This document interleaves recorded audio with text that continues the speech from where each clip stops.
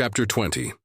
As the Miss Dashwoods entered the drawing room of the park the next day, a toned door, Mrs. Palmer came running in at the other, looking as good-humored and merry as before.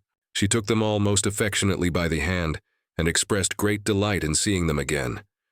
"I am so glad to see you," said she, seating herself between Eleanor and Marianne, "for it is so bad a day I was afraid you might not come, which would be a shocking thing, as we go away again tomorrow. We must go, for the Westons come to us next week, you know. It was quite a sudden thing our coming at all, and I knew nothing of it till the carriage was coming to the door, and then Mr. Palmer asked me if I would go with him to Barton. So droll. He never tells me anything. I am so sorry we cannot stay longer. However, we shall meet again in town very soon, I hope." They were obliged to put an end to such an expectation. "Not go to town," cried Mrs. Palmer with a laugh. "I shall be quite disappointed if you do not. I could get the nicest house in the world for you, next door to ours in Hanover Square. You must come indeed. I am sure as I'll be very happy to chaperone you at any time till I am confined." If Mrs. Dashwood should not like to go into public, they thanked her, but were obliged to resist all her entreaties. "Oh, my love," cried Mrs. Palmer to her husband, who just then entered the room, "you must help me to persuade the Miss Dashwoods to go to town this winter." Her love made no answer, and after slightly bowing to the ladies, began complaining of the weather. "How horrid all this is," said he. "Such weather makes everything and everybody disgusting. Dullness is as much produced within doors as without by rain. It makes one detest all one's acquaintance. What the devil does Sir John mean by not having a billiard room in his house? How few people know what comfort is. Sir John is as stupid as the weather." The rest of the company soon dropped in. "I am afraid, Miss Marianne," said Sir John, "you have not been able to take your usual walk to Allenham today." Marianne looked very grave and said nothing. "Oh, don't be so sly before us," said Mrs. Palmer, "for we know all about it, I assure you. And I admire your taste very much, for I think he is extremely handsome. We do not live a great way from him in the country, you know. Not above 10 miles, I dare say." "Much nearer 30, said her husband. "Ah, well, there is not much difference. I never was at his house, but they say it is a sweet, pretty place." "As vile a spot as I ever saw in my life," said Mr. Palmer. Marianne remained perfectly silent, though her countenance betrayed her interest in what was said. "Is it very ugly?" continued Mrs. Palmer. "Then it must be some other place that is so pretty, I suppose." When they were seated in the dining room, Sir John observed with regret that they were only 8 altogether. "My dear," said he to his lady, "it is very provoking that we should be so few. Why did not you ask the Gilberts to come to us today? Did not I tell you, Sir John, when you spoke to me about it before, that it could not be done? They dined with us last. You and I, Sir John," said Mrs. Jennings, "should not stand upon such ceremony." "Then you would be very ill-bred," cried Mr. Palmer. "My love, you contradict everybody," said his wife with her usual laugh. "Do you know that you are quite rude?" "I did not know I contradicted anybody in calling your mother ill-bred." "Aye, you may abuse me as you please," said the good-natured old lady. "You have taken Charlotte off my hands and cannot give her back again. So there I have the whip-hand of you." Charlotte laughed heartily to think that her husband could not get rid of her, and exultingly said she did not care how cross he was to her, as they must live together. It was impossible for anyone to be more thoroughly good-natured, or more determined to be happy, than Mrs. Palmer. The studied indifference, insolence, and discontent of her husband gave her no pain, and when he scolded or abused her, she was highly diverted. "Mr. Palmer is so droll," said she in a whisper to Eleanor. "He is always out of humor." Eleanor was not inclined, after a little observation, to give him credit for being so genuinely and unaffectedly ill-natured or ill-bred as he wished to appear.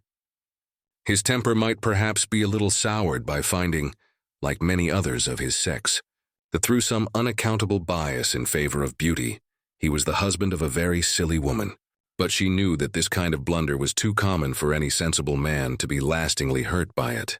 It was rather a wish of distinction, she believed, which produced his contemptuous treatment of everybody, and his general abuse of everything before him.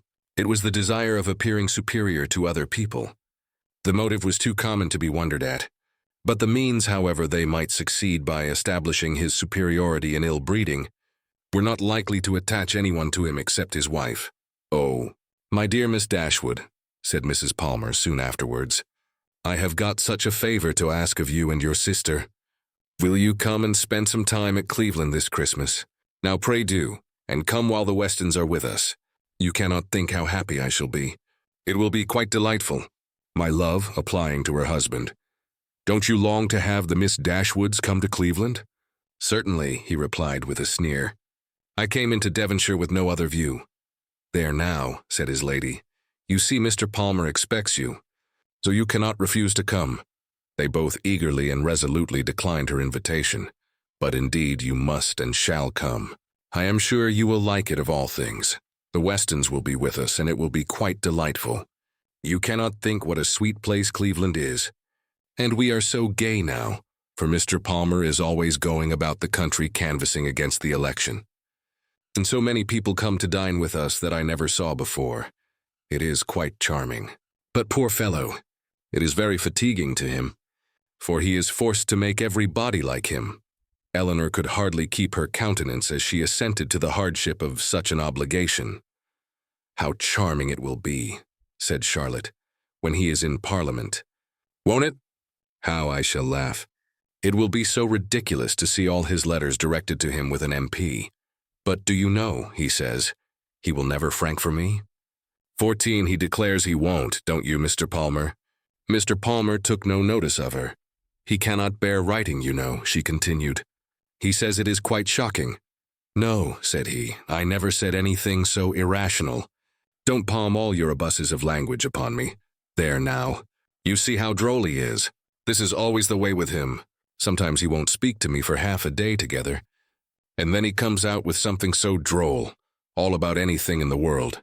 She surprised Eleanor very much as they returned into the drawing-room, asking her whether she did not like Mr. Palmer excessively. "Certainly," said Eleanor. "He seems very agreeable." "Well, I am so glad you do. I thought you would, he is so pleasant. And Mr. Palmer is excessively pleased with you and your sisters, I can tell you. And you can't think how disappointed he will be if you don't come to Cleveland. I can't imagine why you should object to it." Eleanor was again obliged to decline her invitation, and by changing the subject, put a stop to her entreaties. She thought it probable that as they lived in the same county, Mrs. Palmer might be able to give some more particular account of Willoughby's general character than could be gathered from the Middletons' partial acquaintance with him, and she was eager to gain from anyone such a confirmation of his merits as might remove the possibility of fear from Marianne. She began by inquiring if they saw much of Mr. Willoughby at Cleveland, and whether they were intimately acquainted with him. "Oh dear, yes. I know him extremely well," replied Mrs. Palmer. "Not that I ever spoke to him, indeed, but I have seen him forever in town. Somehow or other I never happened to be staying at Barton while he was at Allenham.